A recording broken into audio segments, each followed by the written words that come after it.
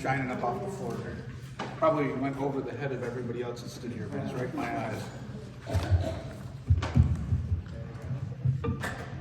This microphone stand's always set so low. Yeah. All right, so. I think we all share in some way, shape, or form in Beth's story. A lot of us, myself included, started off without much to our name when we were young, and a young married couple, and struggling to, get off our feet. And, we built what we have today together with our spouse in many cases. But, like said Beth, some of us don't succeed in that first marriage, and we end up getting divorces and annulments, and, again, I shared that story. But, we all have our struggles in life. We all have things that God puts in our way. It makes us stronger. A lot of times we think about, lifting weights. Yeah, it hurts when you're doing it. It hurts the next day, but it makes you stronger, right? And running, marathons. You don't run your first marathon the first time you get out and put on your shoes and go run off and do, 26 miles or 24, whatever a marathon is. It takes building up, right? So God makes us stronger through our challenges. And, a lot of times when I think about, where we're at today, we've all come from various challenges. We've all come through, different things. I think about, some of us have had our children walk away from the faith. Some of us have had financial hardship. Some of us have had layoffs. Some of us have had a pandemic interrupt our life, right? So, all these things, the prodigal father, the prodigal son, his own son walked away from him, and imagine what those years were like while his prodigal son was out gallivanting and spending away his fortunes. But there's going to be a day, perhaps, that God will reward you for all that effort, for all those challenges. Maybe one day your prodigal son will return, and imagine how joyful that day will be.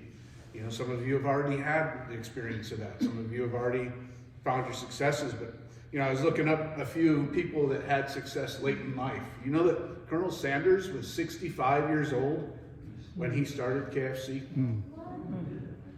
Did you know that Laura Ingalls Wilder was 65 when she wrote Little House on the Prairie? Wow. There's a gentleman by the name of Moore-Keat. He holds the record for the oldest bungee jump. He started bungee jumping when he was 88 and holds a record at 96. Oh. I don't know if I'll ever beat that one. I think I'll leave that one to him. Ray Kroc was 59 when he started his first hamburger restaurant, which you now may recognize as the chain of McDonald's. Mother Teresa, she was 40 years old when she started the Missionaries of Charity. So, we might think, no, it's too late for me to enjoy the rewards of God, but it might be the day that you lay down in your casket that you see the first time you see the rewards of God, but trust me, that day is coming when you will see the rewards of God, whether it's here on earth or whether it's, when he opens the gates to heaven for you. I will say that sometimes, we go through life, we have challenges, we try to fix those challenges, and we're not successful. It's said that Thomas Edison had 1,000 iterations of the light bulb before he found the right set of ingredients to make it work. 1,000 failures, 1,000 no's before he heard a yes, 1,000 attempts before he had success.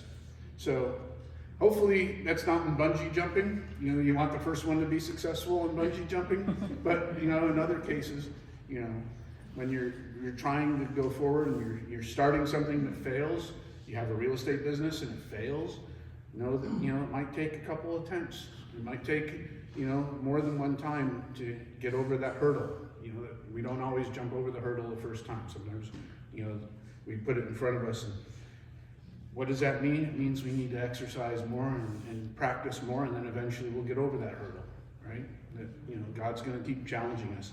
And everybody I know that's had a story similar to Beth's, where there's been a lot of challenges, looks back and says, I wouldn't have it any other way because it made me who I am today. That this deacon isn't the perfect deacon. I have my stains and I have my dents and I have my scratches from my life and my past. But yet, without those, I wouldn't be who I am today. So I encourage you guys, don't be afraid to have failures. The failures are just an opportunity for us to find trust in God and to see the hope that he offers us. So, Decaloris. Amen. Decaloris.